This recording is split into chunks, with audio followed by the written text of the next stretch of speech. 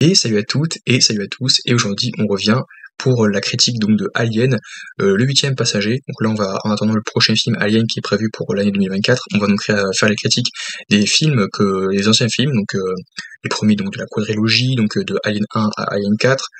On va d'abord parler donc de Alien 1 et 2, que j'aime beaucoup, ce sont mes préférés. Alien 3 il m'avait un petit peu plus, j'étais pas trop bien un peu moins convaincu. Alien 4, pareil, j'étais pas trop convaincu non plus. Après, il y a eu Prometheus c'était, voilà, ça va, c'était un peu au pétillard. Et Covenant qui, qui te fait poser beaucoup de questions et que t'as pas beaucoup de réponses, en fait, suite aux questions que tu t'es posées dans le film précédent.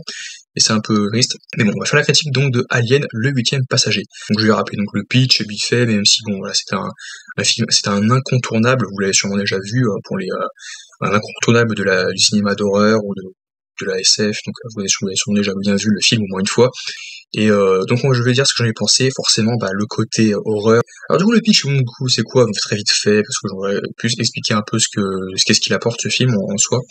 Et ça raconte simplement l'histoire donc de 7 passagers. En même temps, dans le titre tu as le 8e passager, donc tu sais déjà que de base ils sont bien 7, qui vont se poser sur une planète, donc à bord d'une station spatiale, une grande station spatiale qui s'appelle le Nostromo. Donc ils vont se poser sur une planète qui s'appelle LV4, où l'un d'eux va se retrouver avec une espèce de créature, voilà. Et donc suite à ça, il va donner naissance à une créature qui va errer dans le vaisseau spatial, et il va falloir donc la retrouver et l'éliminer. C'est l'alien, tout simplement, vous le connaissez. J'ai quand même très bien aimé le film. Donc il faut d'abord remettre les choses dans la base. C'est ça en fait, c'est que à l'époque, forcément, le film aura dû marquer les esprits, parce que c'est vrai qu'à l'époque, le côté cinéma d'horreur, ce qu'on connaissait, donc il y avait ce qu'on connaissait à l'époque, c'est surtout les films classiques, donc genre avec le Dracula, Frankenstein, le Garou, des films que j'ai pas forcément toujours vus, du moins les premières versions, donc soit des années, je sais même plus, que je n'ai pas forcément vu.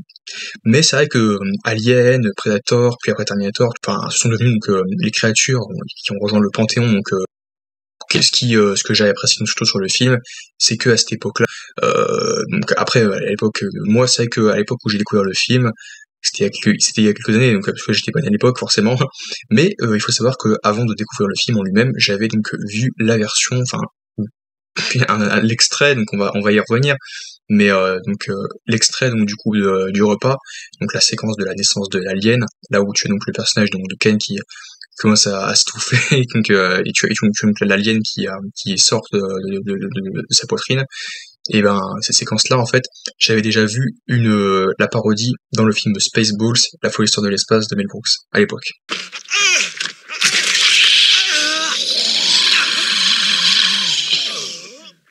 Oh non, ça recommence.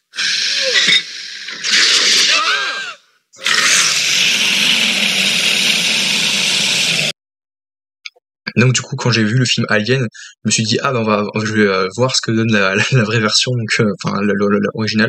Et ce qui est rigolo aussi, donc c'est que l'acteur qui avait incarné donc le personnage de Kent dans Alien est revenu dans La folle histoire de l'espace de Mel Brooks pour rejouer donc un personnage qui paraît qui au bout d'une pas s'étouffe et tout, puis donne naissance à une créature, à un alien, et à la fin il fait oh non ça recommence.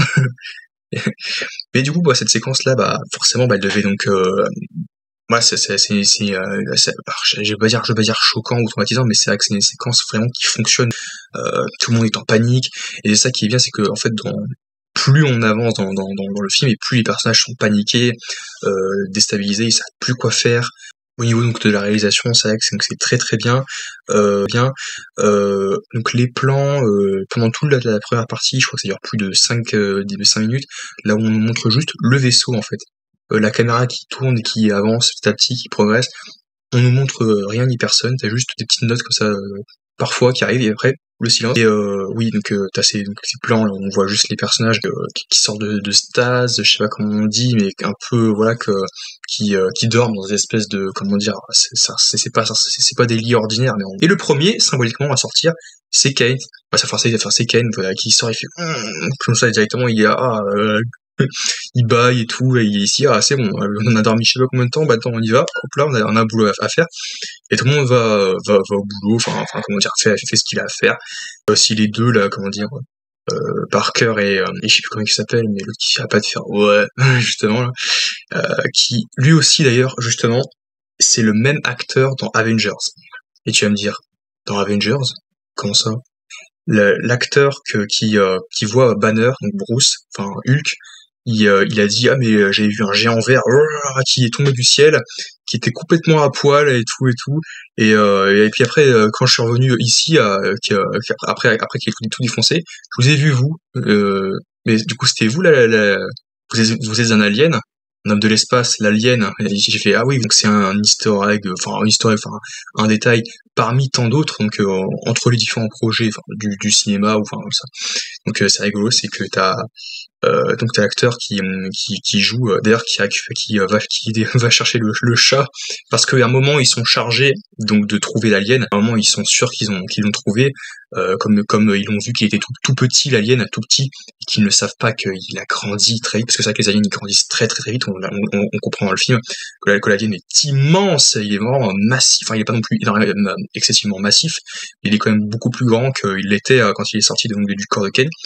Et c'est celui qui est chargé donc de chercher le chat, donc Jones, parce que t'as un moment où il pense qu'ils ont trouvé l'alien, alors qu'en fait il s'agit de Jones, donc c'est lui, donc, le mec qu'on retrouve dans Avengers, qui est le deuxième à mourir, entre guillemets, cherché par l'alien, qui est chargé donc de récupérer le chat pour le mettre de côté, pour pas qu'il confonde le chat avec la créature alien, et qu'il soit sûr que la prochaine fois il puisse l'attraper.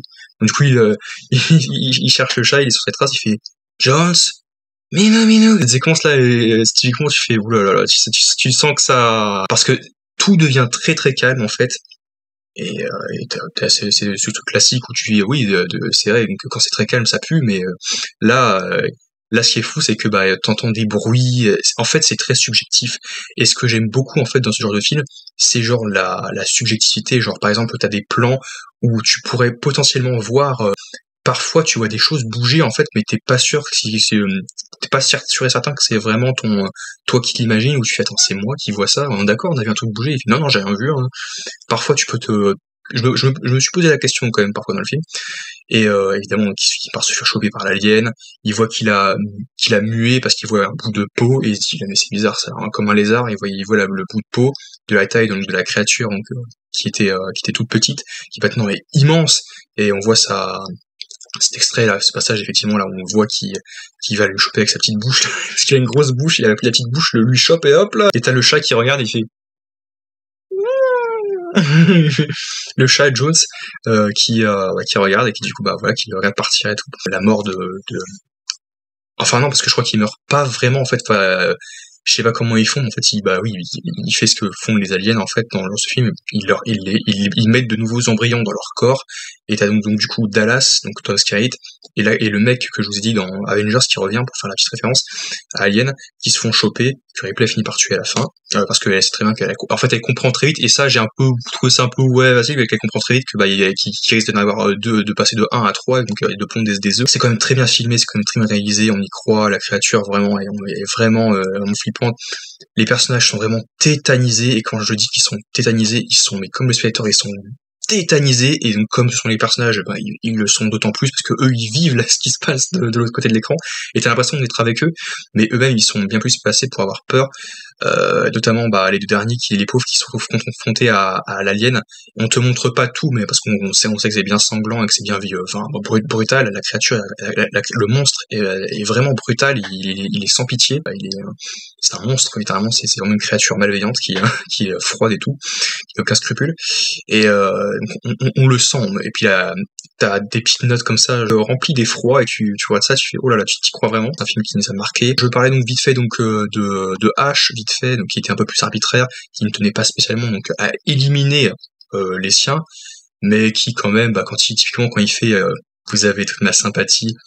Ce que j'avais voulu dire, c'est que je sais pas s'il est dit, mais quand Kane s'approche donc de l'œuf, et qu'il commence à s'ouvrir que maintenant au moment où il s'approche de lui, c'est parce qu'il dégage de la chaleur, de la lumière, et c'est pour ça, je pense, qui fait que l'œuf ne s'ouvre que maintenant. Là justement t'as le côté un peu mystère, découverte, tout ça, donc et moi j'ai écrit en fait, parce que tu dis pourquoi l'œuf il s'ouvre que maintenant spécialement, donc tu dis mais c'est parce qu'il a senti quelqu'un approcher. Mais plus encore précisément, je pense que c'est parce que il dégage de la chaleur, enfin on dégage un peu de chaleur, et puis la lumière aussi, donc pour pouvoir voir ce qui se passe, le côté découverte et tout. Et ça aussi, t'as un moment, une espèce de créature en décomposition, On ne sait pas si c'était vraiment un alien. Moi, au début, je pensais que c'était donc après avoir vu Aliens, donc le retour, donc là, là on voit la reine.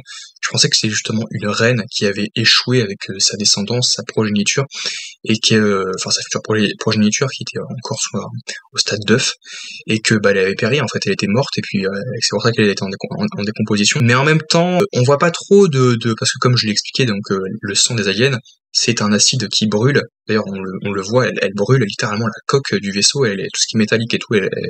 On voit pas de ce genre de traces ou de trous ou de trucs ou de brûlures laissées dans le vaisseau. Donc, ce qui me fait me dire que c'est peut-être pas donc une reine alien, mais il y a quand même une créature qui est morte à un moment et on sait pas encore ce que c'est. Donc, Prometheus et Covenant nous le dit pas. En même temps, c'est vrai que ça aurait été un peu nul de démystifier tout ça, en fait, de dire en fait c'est ça, vous avez vu. Pareil, les aliens, on n'a pas besoin de savoir d'où ils viennent, comment et pourquoi. Pour revenir sur le personnage de Ripley, on sent pas trop qu'elle est bien plus mise en avant, mais elle prend quand même des décisions, elle s'impose, après elle devient plus tard badass et tout, donc c'est très très cool. Mais et puis en plus, elle est très pleine de sens, son parcours. Quand tu as les autres qui arrivent et que tu as euh, Ken qui a été exposé donc à l'alien, elle s'est dit non, il a été exposé, ça veut dire qu'il risque de contaminer la station, et du coup voilà, donc elle est censée en fait, mais t'as H qui comme je l'ai dit, qui a une mission à remplir, il faut qu'il ramène la créature pour faire les expérimentations, tout ça, qui ouvre, et du coup ça ouvre un débat, donc forcément on est d'accord avec elle, parce que c'est vrai que faut quand même suivre le protocole, les règles, les instructions, etc. Et aussi, et j'en ai pas assez légalement parlé, mais la séquence là où tu as Kane, là où ils essayent donc de trouver un moyen de lui retirer donc délicatement le facehugger, donc la créature, donc la sueur coulée sur lui, ça, tu transpires littéralement, et quand tu vois ça, tu transpires presque aussi, tu fais oula, t'as la sensation que tu vas transpirer un petit peu aussi, et quand ils réalisent qu'ils veulent que le sang c'est de l'acide, franchement là aussi, donc c'est faut faire très attention là-dessus. Et oui, donc le personnage forcément qui va donc la saga sa saga à elle, donc c'est Ripley, donc Sigourney Weaver, qui est très très bien dans le film, qui se retrouve donc face à l'alien seule, elle et le chat, donc Jones. Donc elle et Jones se retrouvent donc dans la capsule de secours après avoir qu'elle ait fait exploser le Nostromo. Et cette séquence, pareil, où t'as des plans où un peu, tu sais que la créature est là, mais tu sais pas quand est-ce qu'elle va arriver, comment, si elle va juste arriver en mode, je vais poser une main, genre, oh là, je suis là. Et en plus, c'est ça, quoi. Il envoie juste une main, genre, et lui-même ne sent pas Ripley, en fait. C'est ça qui est fascinant, ce qui est intéressant, c'est que elle est la première à l'avoir vu, même si l'alien en soi, c'est encore quelqu'un à éliminer. Quand elle met sa combinaison et que tu te sens pas compressé et tu sais pas quoi faire, quoi. Tu sais ni quoi faire, ni comment quelle attitude adopter. Et au final, te retrouves complètement tétanisé. Et moi-même, dans le premier, dans cette situation, je suis complètement tétanisé. Je tremblerais de tout, je savais pas quoi faire. Mais malgré tout, on ça se sent bien. Et Ripley, à la fin, finit par sortir avec elle le chat Jones. Et franchement, c'est un film qui est marqué par le fer et tout. Il m'a marqué, et puis, moi, j'ai quand même très bien aimé tout ça. Et j'ai quand même préféré Alien 2, même si le premier reste quand même un très bon classique film de SF qui a marqué les esprits.